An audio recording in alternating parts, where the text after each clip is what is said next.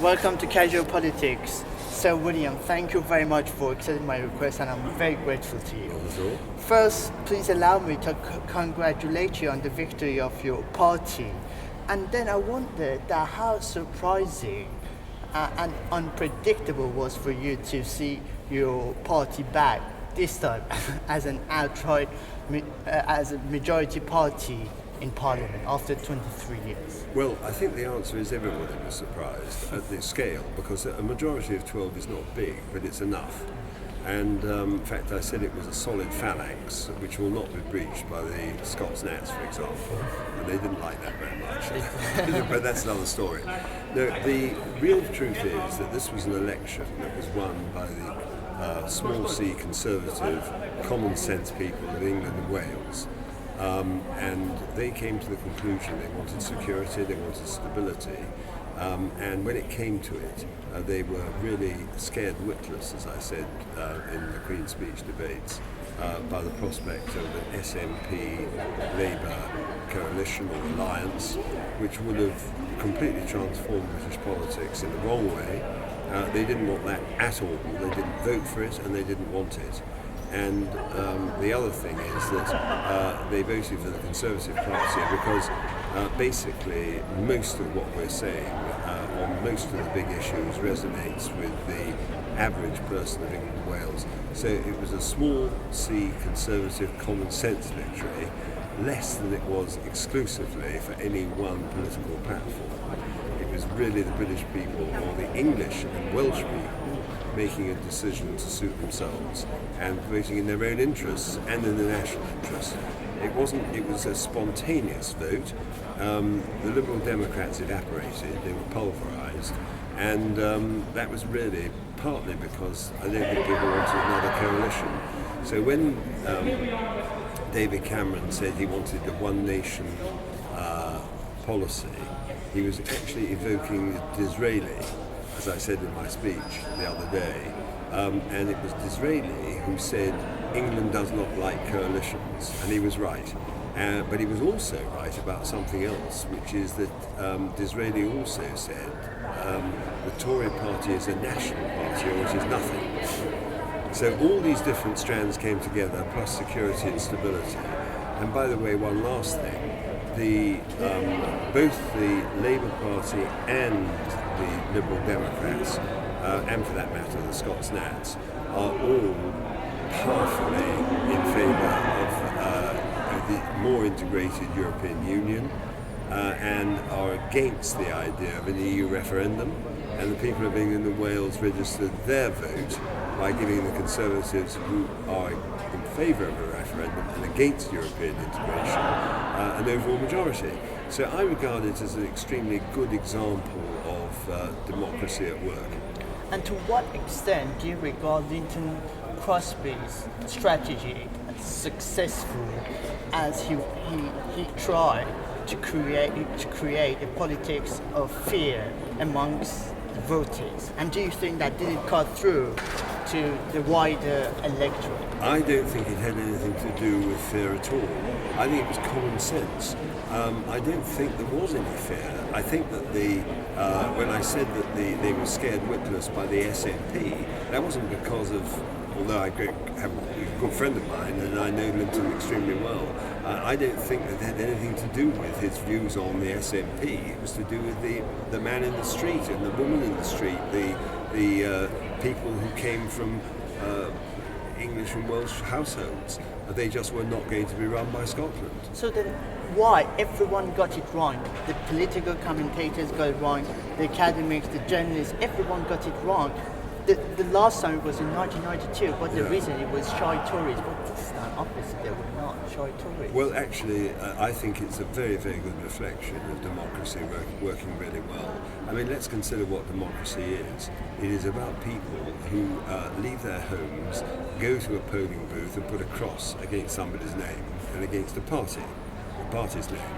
And when they come up with something which defies the rather incompetent pollsters and pundits and commentators and all the people who pontificate about how they have this view or that view, trying to translate the views of the man in the street, the woman in the home, and the attitudes of the average person, it just goes to show that democracy at its best reflects the views of the people who are not influenced by pollsters and pundits and commentators, or the BBC for that matter, who also had a very big agenda out there.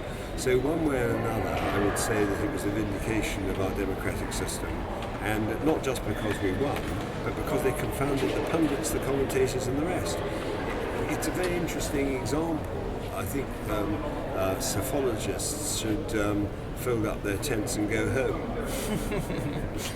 And but 3 weeks after the election, it seems that your party is already split, and mainly over Human Rights Act.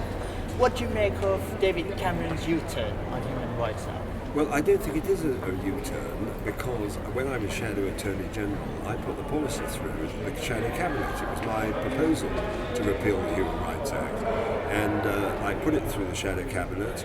I had a bit of a battle with one or two people, Dominic Reeve, for example, and others, but basically I said that the case law was demonstrating that the judges in Strasbourg were effectively operating on their own terms to an extent that really was not in the interests of justice in the United Kingdom, and that we should have the British judiciary making these decisions. In those days, of course, it was the House of Lords, but now we've got the Supreme Court. And I'm strongly backed by, in my opinions, by the views, for example, of Lord Judge and many other very senior members of the judiciary. The idea that we're against human rights is wrong. The European Convention on Human Rights is based on English precepts, English principles, which were put together in the post-war period. But the situation in those days was against the background of the persecution of Jews and the whole of the horrors of the Second World War. This has now moved on to a completely different phase. It's now an industry. Masses of, I'm a lawyer myself, but I mean the massive human rights lobby has really overtaken its objectives, in my opinion. And I think we need to get back to some basic principles, and indeed to look at the manner in which we, since for centuries, not just generations, have always protected human rights, or at least have fought for human rights gradually. With the on the slave trade, my own family, John Bright, in the American Civil War, fighting for the rights of the black people in America. We have a very, very powerful tradition of human rights, and it's not going to go away because somebody in Strasbourg happens to have a view about judicial discretions. But still, we could sign up to the European Convention and still have British judges and British courts in this country. What's wrong with that? Well, at the moment, I think the argument is still being engaged in on both sides of the equation. I mean, I'm saying quite clearly that we are not against human rights. That's the starting point. Even those who propose the repeal of the Human Rights Act, and I was the leading proponent of that. I think that the real question is one of taking time over this. I've actually said publicly that I think we need pre-legislative scrutiny to look at all the various arguments, because the fact is that this is a matter to be taken carefully. There is also the question, which has not really been debated at all, which is the Charter of Fundamental Rights, which in many ways is more important because that is a European Court of Justice question. And as chairman of the European Scrutiny Committee, I invoked an inquiry which we held for just about a year on the whole question of the Charter of Fundamental Rights. Whereas in the case of Strasbourg, that is the European court there, but the European Court of Justice actually overrides, through sections 2 and 3 of the European Communities Act, overrides the Supreme Court. And that is much bigger. And therefore, the recommendation of my committee, having taken evidence from ministers, from jurists, from all sorts of people, was that we needed to actually do what the Labour Party proposed originally in the Lisbon Treaty, which was to exclude ourselves from the European Court of Justice rulings on this matter. And the only way we can do this now, because of the Lisbon Treaty and the European Communities Act, is to pass a piece of legislation which would exclude us, as Tony Blair himself intended, which Peter Goldsmith tried to negotiate, but we ended up with a botched protocol. And the result of that is that we've concluded in our committee that we should bypass the European Communities Act by using the system which I've been deploying for some years as a proposal, which is notwithstanding the European Communities Act, and then bypass the Charter. But so William, if we have a British Supreme Court with British judges, well, it's up to people to decide whether they want to go on with it or withdraw their cases from the Supreme Court and then go to the European Court. What's wrong with that? We should actually leave the judgment to the people and not. Well, this is exactly what we are doing in the European referendum bill. Because this bill, which I've campaigned for since the Maastricht referendum in the early 1990s, has now come to fruition. And I have a kinsman from the 19th century by the name of John Bright, who was one of the greatest statesmen of the 19th century. He was my great-grandfather's cousin. And he led the campaign for many matters to do with human rights and to do with the giving the vote to the working man, all that sort of thing, successfully over the whole of his political career. And actually, the referendum, which I've had to campaign for now since Maastricht, so that's how many years? 1993. 1993, took 22 years. It took longer than him getting the European reform laws or getting the vote for the working man.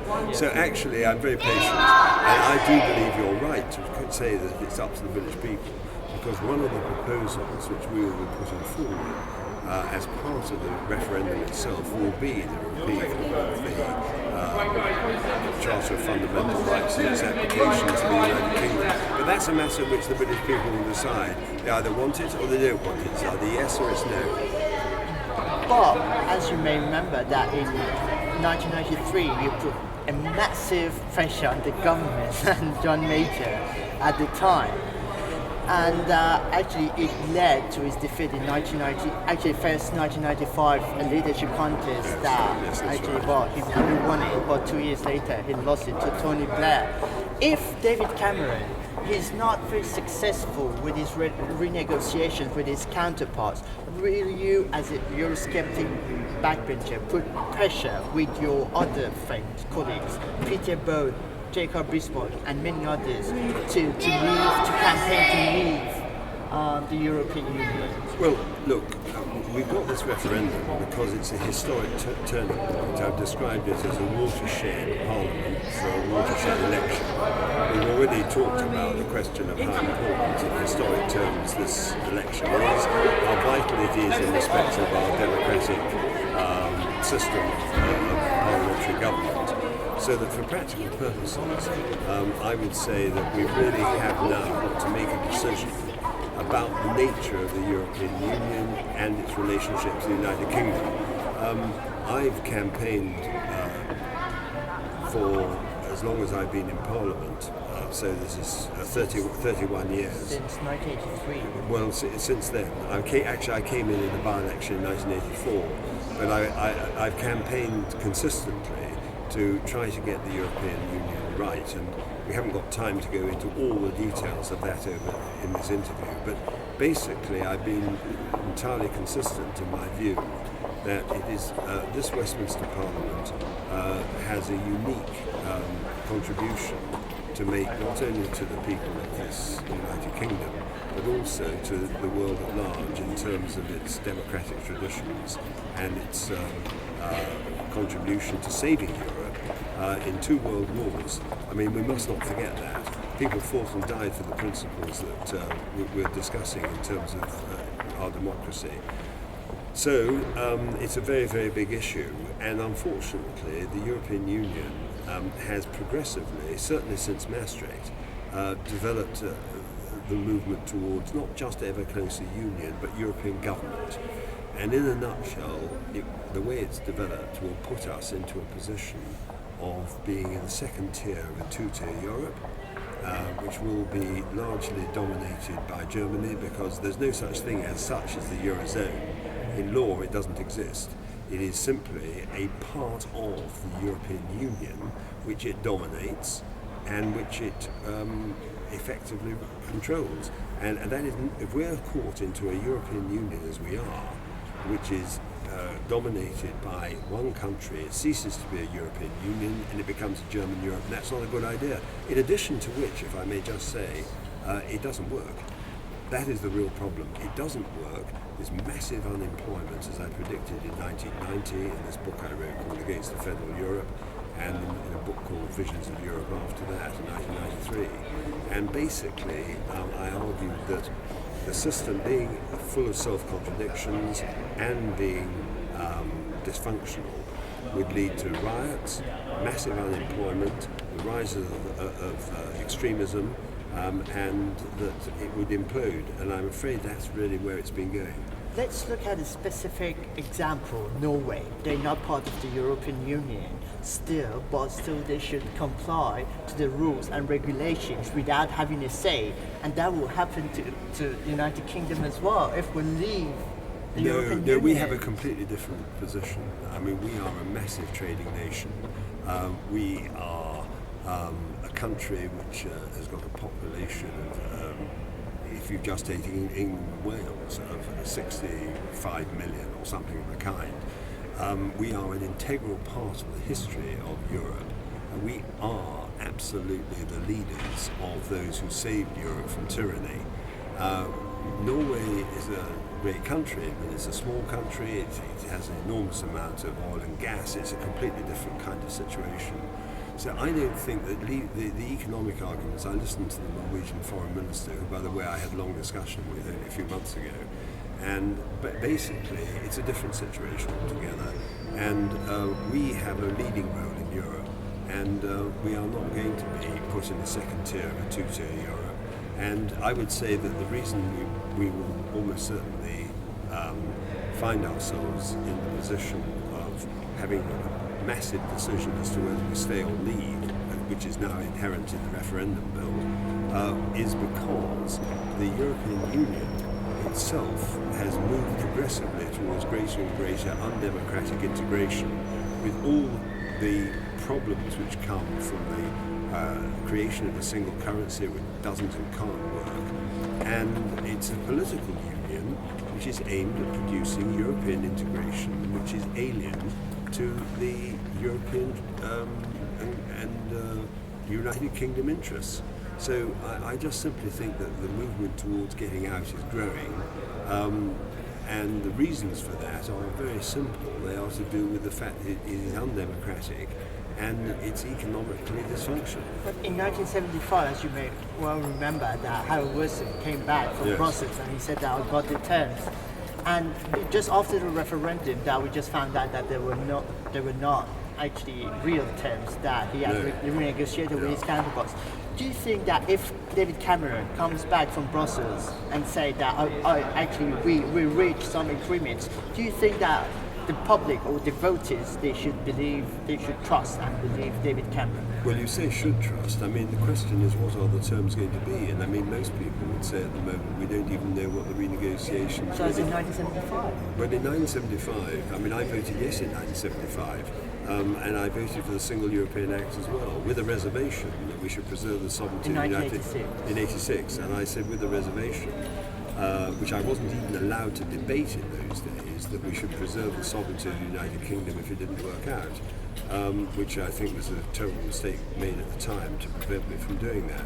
But be that as it may, the fact is that the Harold Wilson negotiations, as it transpired, were basically minimalist and of no use or value to anybody really. But we were, in those days, taken in by it. It won't happen this time. And actually, the terms that are currently being discussed about immigration and benefits and all these sort of things are really important, but they are very subsidiary to the main question, which is the political structure in our democracy and the extent to which who governs Britain is the crucial question. That is the issue. Who governs Britain? Is it to be done in Westminster by the people who vote in a general election? Terribly simple, putting across, having MPs, they decide the laws. It's the same kind of issue as we've got with regard to the European Charter of Fundamental Rights. These are the central questions, and that is going to be deployed during the referendum campaign. And if David Cameron does come back with minor concessions and no treaty change, but even more than that, doesn't change the structure of the European Union. That's the problem we've got, which is the real democratic question about who governs Britain. That means unravelling the existing treaties, that is having a new system. If he took a position which is strong on that matter and said we will insist that the voters of the United Kingdom, when they vote in general elections, get the laws that they pass at Westminster. Yes, we can cooperate with Europe. Yes, we will trade with Europe. Yes, the Europeans need us, actually, as much as you could possibly imagine, because there's no way in which, for example, Germany could afford to have a situation where there was a trade war of any description, because they would cease to be able to sell their cars to us and their economy would implode. So there are many, many reasons why we're in a very, very advantageous position. And there's a lot of rubbish talked by a lot of people in the European Commission and in the European Union, and indeed by those who are in favour of Europe, about the fact that we'll lose 3 million jobs. No, we have a completely new opportunity where trading throughout the entire world, where the language is the same, the legal structures are the same, the commercial law is very similar, the Anglosphere, that is a completely new dimension which is not being explored sufficiently yet. Which is, it's not new in the sense that it's always been there, but we've been deprived of the opportunities because the European Commission runs all the trading relations, like the TTIP. No, we have an opportunity to have a completely new relationship, and in fairness to David Cameron, he said on the 23rd of March in the House of Commons, which was not picked up by many people, it's my job, as it were, to notice these things. But in the end of his written statement in the European Council on that day, he said, we want not only reform, but we also want a fundamental change in our relationship with the European Union. And that is something which mirrors what he said in the Bloomberg speech, that Westminster democracy is the fourth principle. Westminster democracy is the root of our... Which was a very good speech indeed. It had many very good things about it. But he said our national parliaments are the root of our democracy. What does he mean by that? He means the person who goes into the polling booth and puts a cross against the name of a party and a person. That is what it's about. And that is what people fought and died for. So you can have all the arguments in the world about whether or not you have this kind of benefit system or that kind of benefit system, or is it freedom of movement or whatever. No, this is about the structure of the European Union, and the question of how that's deployed in the debate during the referendum itself is going to be crucial. And my view is that if there are those who have said that we have negotiated, if we get to that point in a few months' time, we've negotiated and come back with virtually nothing, then I believe that the no vote will win. Because the people of this country, like in the general election, or for that matter actually in Scotland, where the referendum ended up with a no vote, although everybody thought the yes vote would win. Actually, the truth is the common sense of the people of England and Wales will ultimately prevail, and we will get a no vote. And do you agree with your Eurofied colleague Ken Clark, who said that there should be, in any case, there should be no repatriation of powers from Brussels? Well, it's just nonsense. And I mean, I've got to be quite blunt about it, and he wouldn't be surprised to hear me say that, because why would anybody want to continue with the existing arrangements which haven't worked which have led to chaos and riots and protests all over Europe, which have brought Europe to its knees in economic terms, and also, by any reasonable standards, is undemocratic. I just don't understand how people can put forward those kind of ideas. That further European integration is a good idea, because it's not going to stop here. I mean, Angela Merkel only the other day was advocating more political union. This speech she made last week, saying we'll do what we can or something like that. I mean, if I could use an expression, it's for the birds. The fact is that the Germans and the French have entered into a secret or elite pact, which is not, it doesn't surprise me in the slightest. They are obsessed with the idea of a united Europe based on political integration as a result of the fact that they've been engaged in wars over the last 150 years. Well, there are ways of avoiding war, and that is democracy, real democracy. No two democracies have ever gone to war with one another, not real democracies. And I believe that that is an essential message that needs to go out to people.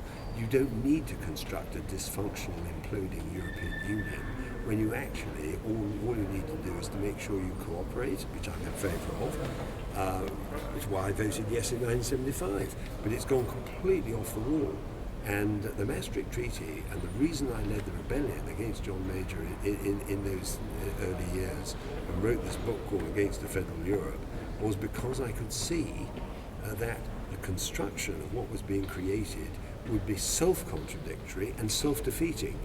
And we could actually end up, given the incredible importance of global trading these days, with an inward-looking, undemocratic European Union governed effectively through one country's main influence, which would be likely to lead to more unease, unsettled populations, greater degrees of unemployment.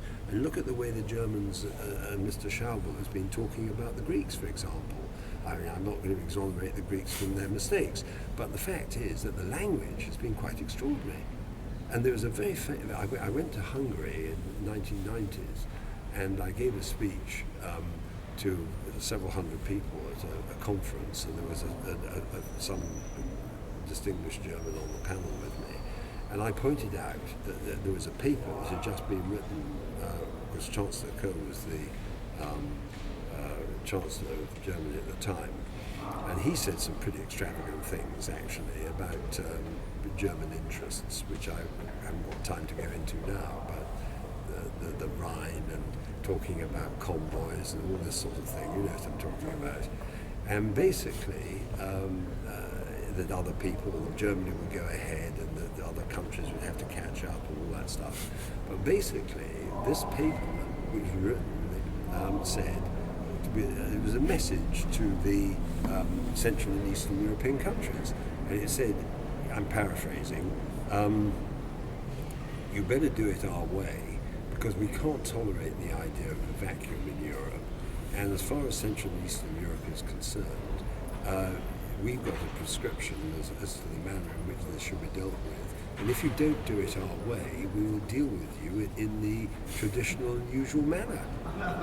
And I quoted this, and the other person on the platform was very cross about it and said this was outrageous, that I should say this. So I simply got the paper out of my briefcase and read it out. And do you know who wrote that? Karl Lammers and Wolfgang Schauble. Interesting. Well, if Britain decides to leave the European Union, do you think that would it produce a clamour of another independence? What will happen is that many other countries will decide to go with us. That's the real truth. And underneath all the talk, they want the money. Let's get this right. You can divide Europe into various categories of countries. Some of them are more concerned about getting the money to help them to improve their economies than they are about anything else. And basically, those countries may well decide to stay because they know they're being financed largely actually out of the contributions of Germany and the United Kingdom. That's what I call the hard line, pragmatic bottom line. But actually, there are many other countries who know the system doesn't work properly, and for whatever they say publicly, They know that the system has got to be revised. It really needs reform into an association of nation states where everybody has much greater degree of control through their own internal democracies over the decisions that are taken. I strongly believe we should reintroduce the veto, and I strongly believe that we should have the power to be able, as my European Committee unanimously decided last year, to be able to repeal existing European legislation which is manifestly not in our national interest. That doesn't mean abandoning all degrees of relationship, but having a fundamental change in the relationship, which is actually what David Cameron said on the 23rd of March. And basically, that is where we ought to go. But the problem we've got at the moment is that that's on the record, but it's not being done. And that's where the problem lies. And I shall be talking about this in the referendum bill second reading debate this time next week. And my last question, I know that you're in a rush. What are the challenges that you think that your party, apart from obviously Europe, that will face over the next 5 years? I think actually we have a majority of 12, but the prize Which of is action. enough, Well, it is enough, because actually some of the issues, and take the human rights one you mentioned, that we need time to go through that. And at the moment, if I was asked, did I think that would go through the House of Commons, I think the answer is no, because there are a lot of people who have very strong views on the question of human rights on the Conservative side, and they're influential people, and they have perfectly respectable arguments, which I understand. I think they're wrong, but that's the way it is. So when it came to a vote, then they would vote with the Labour Party and the remnants of the Liberal Party and various others, and of course the SNP. Well, that's the way it would go. So factually, we would not win that vote. However, I make this point very strongly, that the arguments that lead me to conclude the repeal of the Human Rights Act is required, and that British judges, as the Prime Minister said yesterday, and I've said many times before, should decide matters with regard to English laws, is a matter which I think will prevail if it's properly examined in a pre-legislative scrutiny process. And there's another thing which I'll just mention: English laws for English votes. I mean, the bottom line of English votes for English laws. I mean, I actually put down an amendment in 1997 when there was devolution for that, and again it wasn't debated. But so I've got quite a record of making predictions, but actually they've turned out, if I may presume to say so, being right as it's turned out. But actually I haven't been either allowed to debate them, or the party has taken a different view at that time. Well, that's politics. But perseverance and patience is also a very important virtue in this business. So basically, the English laws issue is something which we will get through, but I do think it should be a change of standing orders and not legislation, and I think it should be done on the basis that they've got the devolved functions, which is the legislation that was passed to give them those powers, but they have absolutely no conceivable right to be voting on English health and education and other similar matters. So that would be a contentious issue, but I think we'll defeat the Scots Nats on that one. I think there are other big issues which will require a lot of consultation. But I'll conclude generally with this interview on this note, which is this: all these matters are very important, but our democratic system is the most important of them all. Fairness goes with that. Toleration goes with that. Our ability to be able to sustain the traditions of Westminster, which have developed and evolved over centuries, not just over the last few years, unlike the European Union, which is a modern construction. Therefore, these are hugely important issues, but right at the heart of it, it's a listening process. If both, I was speaking to the whips only yesterday, and I said, look, we've got some very big issues here with a majority of 12, but if we listen to one another, which is not the same as saying, I will listen to you if you listen to me, if we both listen mutually to one another, we will resolve these questions by proper analysis and discussion, and we will then preserve the best of the traditions of Westminster. which are enormously valuable to the rest of the world as well as to us. And we can go on further and better into a new horizon, which is actually on offer now. And I believe that if they don't listen at all, there may well be trouble. But I don't think myself that there is a mood for that. I think there is a real mood to listen, and then I think we can have a serious debate about matters, and then ultimately come up with a preservation of the Westminster democracy. So we shall wait and see what will happen next. You will. Thank you Okay. very much, Right. Nice Sir to see you. William. Great pleasure. All right. Okay. Oh, there.